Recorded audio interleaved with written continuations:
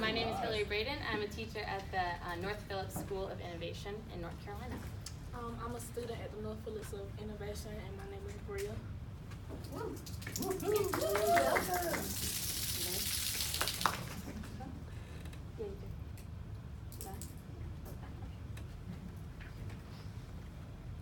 So I'm going to start off by reading my Who Am I poem that I think we did last semester or the beginning of second semester.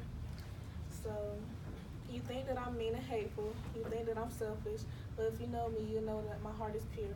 And if you really know me, you know that I put others before myself. I remember when I was mean and selfish. I worry about the person that I become. I cry when others cry. I hope that one day this cruel world will change. I understand that will never happen. I say that I will make a difference. I try to help others. I want to stay positive. So don't think that I'm mean and hateful, and don't think that I'm selfish, because I am resilient and caring, and I will make a difference in this world.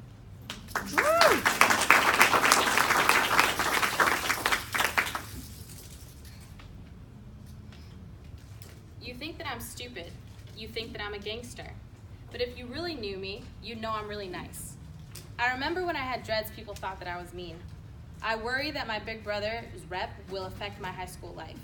I cry when I get home from football games when I see other players with their moms and dads there, and I look up and mine's not there. I hope in the future that my mom and mothers can come see me play. I understand that when I was younger, I was bad. I say that I've changed because I believe I did. I try really hard to be a positive vibe to the other people I'm around. I want to play football and give back to my community and help the homeless in America. So don't think that I'm stupid, and don't think that I'm a gangster, because I am smart and hardworking, and I will give back to my community and help the homeless and the people without food and without water. Maje, an 8th grader at our school. So we read those poems, one for Bria and then one for myself, because really just this concept of like, if we don't know kids and we don't know what they want, like how are we even giving them anything? How do we know what to give them on a daily basis? How do we know how to design things that they need? So in this process of designing the School of Innovation in Edgecombe County, we chose to build with and not for. So for a little context, Bria's going to talk about her home in Edgecombe. So I grew up on the north side of the county of Edgecombe County, and north side is basically where are the smaller schools and the predominantly black schools are. So we always kind of get the least attention from the other schools in the county, and it's like a whole bunch of different stereotypes put against us and the students in our school just because we're a small school and because we're mostly black. But that's but the north side of the county is like the complete opposite of the stereotypes that are put against us. It's a lot of talent, a lot of potential at our school. So in order to kind of like tap into that and to really bring out what the North Side has to offer, the question that we had was, what do parents and community members and kids actually want? If we're going to design something for kids, for community members, for parents, we need them to tell us what they want. So the team last year, we're a public school, we work with at the district. The team last year spent a lot of time just doing interviews with parents, interviews with community members, interviews with students, asking them, what do you want out of school? What do you want school to look like? If we were to try something different, what would you want it to be? We were given some, I've had this question a lot, some flexibility from our district to try a couple of different things, but we're part of a public school system. We are still following the model that they put forth. So in the listening process, we came up with kind of like two really big things that were important for our school. One was purpose and passion, and the other was this sense of resilience. That we need to have those in our school. We need to be teaching those and helping kids reach their purpose and their passion, developing resilience in these different ways. So knowing your why, a cross-section of what you love and what is actually meaningful. How do my passions, how do my gifts actually impact the world? How do I have control over the world? And then, of course, for just resilience, our scholars have, like many of our scholars in rural communities, have been through a lot, have seen a lot, and are often forgotten. And so this sense that like I can fail but get back up, I can fail, I can get back up, and I can try things. I can actually try the things that I'm passionate about, even when they don't work out. We came here to just like our vision for the north side, which is the section of Edgecombe County, which is that we are the architects of our lives. That's something we want kids to be able to say. That like I truly design and develop where I want to go, what I want to do, what the world has to offer. We design our future. The future's not designed for us. People don't tell us what's coming. We design it because we have that power and it's within us. And then of course our dreams are not deferred. The power of the dream, the power of the vision, the power of knowing who you are and knowing what is coming next because you actually have control over it. So one of our 8th graders recently said, School of Innovation is awesome because compared to other schools, we drive it. And that is so true. We're gonna talk about the model together, but the reality is, the song gonna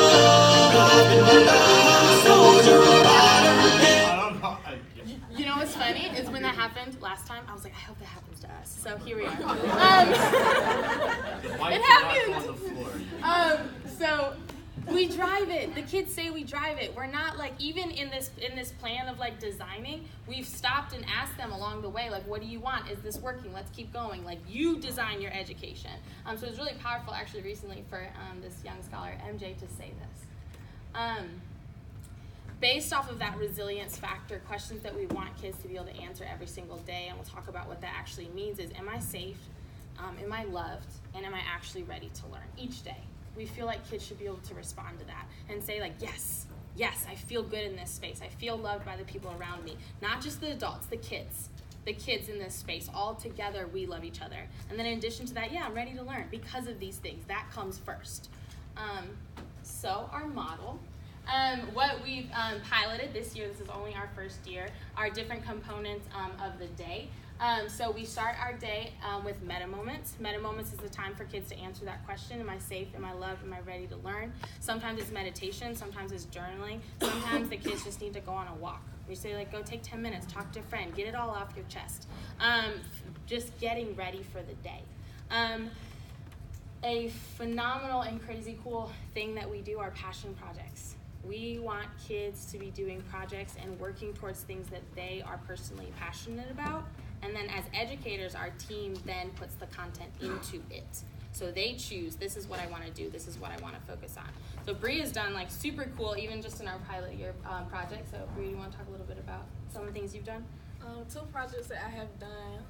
One is revolved around violence, and one is just taking a hot spot in our community and thinking of ways to make it a bright spot.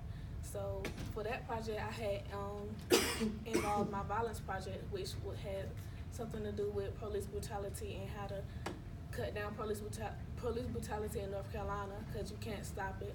So, and then I took my hot spot and my bright spots project and combined it together with the fairgrounds in Nash County in North Carolina, because it recently shut down, I think about 3 years ago, and that was just a big piece of land that's just gone to waste that could be used for something positive. So I took my violence project and I came up with something called community cookouts, where people who work in human services can just come out and bond with the people of the community to get to know the people that they're protecting and serving. So that's one of the really cool projects that our kids spent a lot of time on. And Bria's done phenomenal work. So the passion project, it's like driven by your interest and your passion. So this is our pilot year, and there have been times where we say like, this is kind of our focus, now pick something from there. So violence, right? What's important to you, Bria, in terms of your community and in terms of violence? We use 2 different things to support that. So the design thinking model, which begins with empathy. So we notice that there's a problem or an opportunity, and we say, okay, who are the people that are actually impacted by this? And we have to go out and talk to them. So our kids spend a lot of time surveying and interviewing the people that are actually being affected by the project or the problem that they're interested in. In addition to that, we've developed and still working on this concept of a genius bar. So a multitude of experts in the community that can help us and help our kids when, like, myself as an educator, I don't know. Like, I'm not really sure how to do this one thing, or I don't know that policy, or I don't know how to build that sensor system that you're really interested in. So we reach out to these other adults in our community to come in and help us, or just send emails, right? When you were doing your violence project, Bria was like emailing all these really cool people in our community that I wasn't when I was, 14 years old. Then we really are big on affirmations and joy. So if you're going to be in a space and you want to be there, it needs to be comfortable for everybody.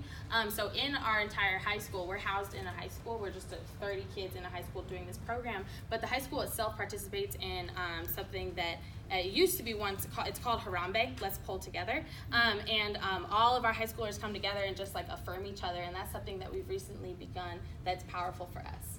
And then I would say the foundation and like the meat of our program is our Roses in Concrete curriculum that we developed, and Bria's going to talk about that.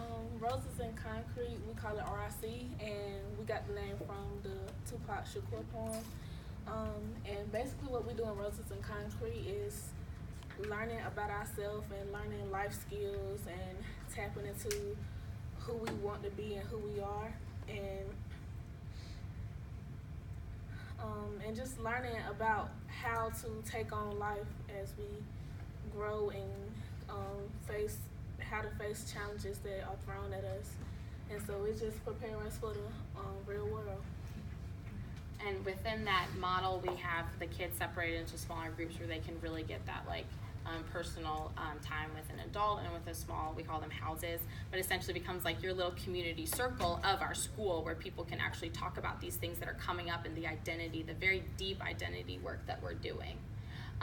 So our hope in doing all this identity work and building up the student for who they are and accepting themselves and accepting others around them is that they understand that they are recognized in our space as a full individual, and they have the true power to change the world. So through passion projects and reaching out to other people and doing crazy cool stuff, they're feeling empowered. And then through the RIC curriculum and this deep identity dive is this, I am full and the people around me are also full, and it's important that we identify all those parts of the person, not just what we see or not just what we think we know. So one little part from another poem that we had was this, which I thought was really powerful. So you think I'll never make it, but if you really knew me, you'd know how powerful I am. And these are statements that like every kid would and could and want to say, but aren't often given the opportunity to say that. And our goal and our view and passion for kids is that they're pursuing what they want to pursue, and they're driving the education, they're designing the school constantly, they're changing what we're doing because it's what they want to be doing. We want kids to be able to really dive deep into their passions, and then like myself as the adult and the educator, I'll find ways to get your content in there because we still have to follow the same protocol that every other school has to, but that's on me now to make sure you get what you need. But I want you to be driven. I want our kids to be driven.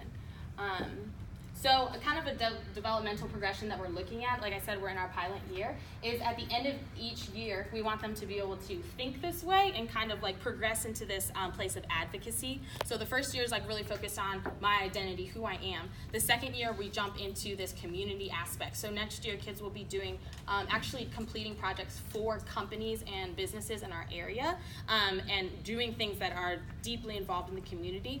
And then after that, we hope for them to think more globally.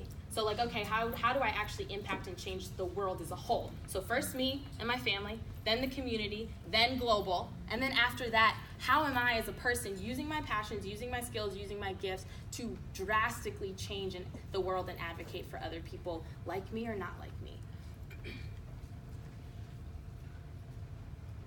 So this is our huge, great mission that, to be honest, we came to after doing a year of this. This is our pilot year. So our mission is to provide students a liberating education that allows them to develop and pursue their passions, realize their life's purpose, remain resilient in the face of challenges, lead social and economic change in their family and community, while positively impacting our world in their lifetime, creating a ripple for generations to come.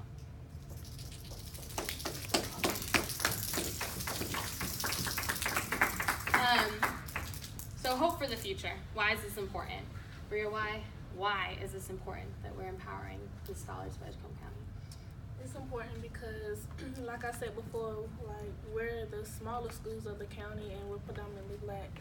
So the Marco School brings us hope because it puts us on the map. It gives us a chance to show people what we can do and what we are doing and how we are and how that we are fighting against the stereotypes that are put against our schools.